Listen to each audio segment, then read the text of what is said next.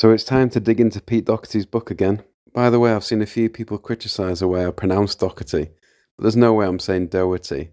Also, there's no way I could bring myself to call him Peter. So let's crack on, shall we? We've heard bits and bobs over the years about what Pete Doherty thought about Dirty Pretty Things, but it was interesting to read in his book that he did actually go to see them once. He says in his book, "That night I got nicked as well. I went up to Birmingham in my Jag with a couple of lads from The View, who were just starting out, to watch Dirty Pretty Things in an attempt to try and clear the air with Carl.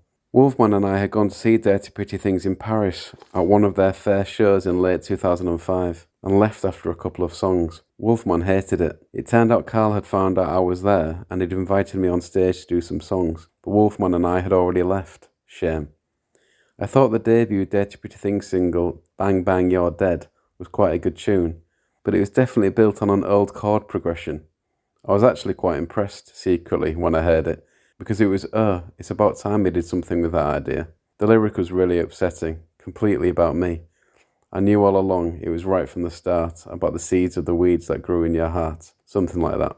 Bang bang you're dead, always so easily led. It doesn't really pull any punches, it's quite detailed in its bleak analysis. Anyway, we got pulled over in Birmingham.